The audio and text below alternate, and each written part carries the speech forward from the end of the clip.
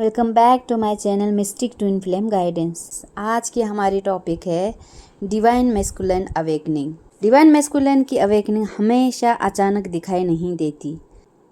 कई बार ये उनके अंदर एक साइलेंट ट्रांसफॉर्मेशन की तरह शुरू होती है।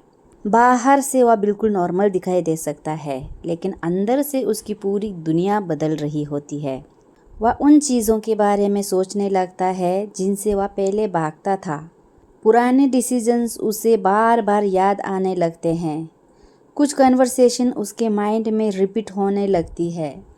कुछ लोगों की याद अचानक बहुत स्ट्रॉन्ग हो जाती है और सबसे बड़ी बात यह है कि वह अपने इमोशंस को पहले की तरह इग्नोर नहीं कर पाता। जिस कनेक्शन को उसने कभी समझने की कोशिश नहीं की थी, अब वही कनेक्शन उसके मन में क्वेश्चंस पैदा करने लगता है। मैंने ऐसा क्यों किया? मैं उससे दूर क्यों गया? मैंने अपनी फीलिंग्स को क्यों दबाया? क्या वह कनेक्शन मेरे लिए सच में इतना इम्पोर्टेंट था? और अगर था तो मैंने उसे खोने क्यों दिया? यही क्वेश्चंस उसकी अवेकनिंग का एक बड़ा हिस्सा बन सकते हैं। डिवाइन मैस्कुलिन अवेकनिंग के दौरान उसका ईगो और हार्ट एक दूसरे से लड़ते हुए दिखाई दे सकते हैं। उसका ईगो कह सकता है कि पीछे मत देखो, लेकिन उसका हार्ट बार बार उसी कनेक्शन की तरफ खींच सकता है। वह खुद को बिजी रखने की कोशिश कर सकता है, लोगों से घिरा रह सकता है, अपने काम में फोकस कर सकता है, सोशल मीडिया पर एक्टिव रह सकता है। लेकिन जब वो अकेला होता है तो सप्रेस्ड इमोशंस फिर से सरफेस पर आ सकते हैं।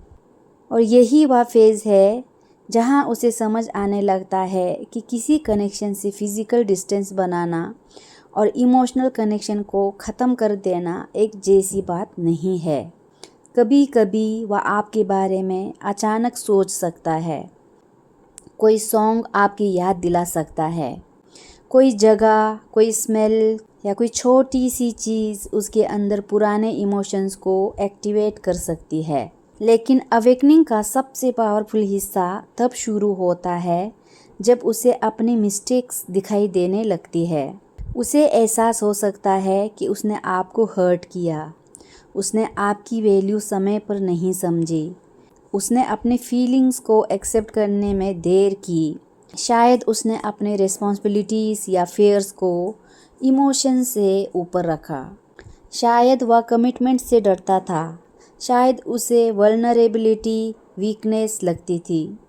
लेकिन अब उसकी सोच धीरे धीरे बदल रही है। अब उसे समझ आने लगता है कि स्ट्रॉन्ग होना इमोशंस को दबाना नहीं है।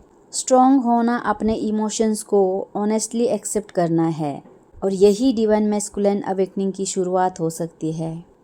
वह अपने अंदर के पुराने पैटर्न्स को देखना शुरू करता है, अपने फियर्स को पहचानता है और धीरे धीरे इमोशनल मैच्योरिटी की तरफ बढ़ता है। इस फेज़ में कभी कभी उसका बिहेवियर कंफ्यूजिंग भी हो सकता है। एक मोमेंट में वह कनेक्शन के करीब आने की एनर्जी महसूस कर सकता है और दूसरे मोमेंट में फिर पीछे हट सकता है। क्योंकि अवेकनिंग का मतलब ये नहीं कि इंसान एक ही दिन में पूरी तरह बदल जाती है। पहले रियलाइजेशन आता है, फिर एक्सेप्टेंस आता है, फिर हीलिंग शुरू होती है और उसके बाद एक्शन की एनर्जी पैदा होती है। इसलिए अगर आप किसी डिवाइन मैस्कुलिन कनेक्शन को लेकर कंफ्यूज्ड है तो केवल वर्ड्स नहीं बल्कि कंसिस्टेंट एक्शंस को ऑब्जर्व करना सबसे इम्पोर्टेंट है। क्योंकि रियल अवेकनिंग सिर्फ फीलिंग्स में दिखाई नहीं देती, रियल अवेकनिंग धीरे धीरे बिहेवियर में दिखाई देती है। वह कम्युनिकेशन को सीरियसली लेना शुरू कर सकता है, अपने मिस्टेक्स को एक्नॉलेज कर सकता है, पुराने मिसअंडरस्टैंडिंग को क्लियर करने की इच्छा रख सकता है और सबसे इम्पोर्टेंट, वह अपने इमोशंस से भागने की बजाय उन्हें समझने की कोशिश कर सकता है। अगर आप डिवाइन फेमिनिन एनर्जी में है तो आपका काम उसके पीछे भागना नहीं है।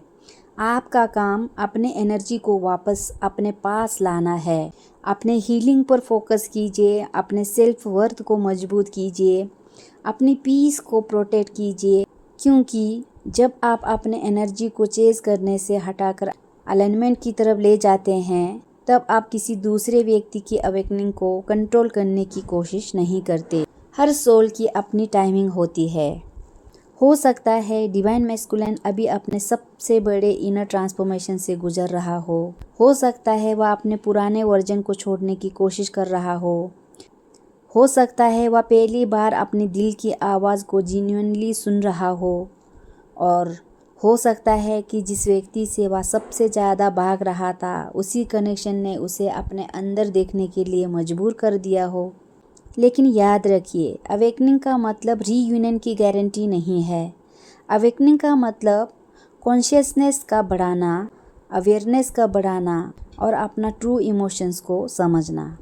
अगर रीयूनियन डेस्टाइन्ड और हेल्दी हुआ तो वह क्लैरिटी, रिस्पेक्ट, मैच्योरिटी और जेन्युइन एफर्ट्स के साथ आएगा। आपको ब्रेड क्रम्स के पीछे भागने की ज़रूरत नहीं है। आपको किसी को कन्विंस करने की ज़रूरत नहीं है। आपको अपनी वैल्यू साबित करने की भी ज़रूरत नहीं है। आपकी एनर्जी का सबसे पावरफुल स्टेटमेंट है, I choose my self, I trust divine timing. और अगर ये मैसेज आपकी करंट सिचुएशन से डीपली रेजोनेट कर रहा है, तो शायद यूनिवर्स आपको यही याद दिला रहा है कि किसी दूसरे की अवेकनिंग का इंतज़ार करते हुए अपनी ज़िंदगी को पॉज मत कीजिए। अपनी ज़िंदगी जिएं, अपने ड्रीम्स पर काम करें, क्योंकि कभी कभी डिवाइन मैस्कुलिन के अवेकनिंग से पहले डिवाइन फेमिनाइन की सबसे बड़ी अवेकनिंग होती है। इसलिए अगर आपकी इंट्यूशन कहती है कि कुछ बदल रहा है, तो पैनिक मत कीजिए। ऑब्जर्व कीजिए, ट्रस्ट कीजिए, लेकिन सबसे पहले खुद को चूज़ कीजिए, क्योंकि जो कनेक्शन सच में आपके हाईएस्ट गुड के लिए है, वो आपको कन्फ्यूजन में हमेशा के लिए नहीं रखेगा। वह धीरे धीरे क्लैरिटी की तरफ बढ़ेगा। और जब डिवाइन मैस्कुलिन सच में अवेकन होता है, तो वह सिर्फ आपको मिस नहीं करता, वह अपने अंदर उन रीजंस को भी समझना शुरू करता है जिनकी वजह से उसने आपको खोया था। यही अवेकनिंग है, यही ट्रांसफॉर्मेशन है, और शायद आपकी स्टोरी का अगला चैप्टर भी लिखा ही जा रहा है।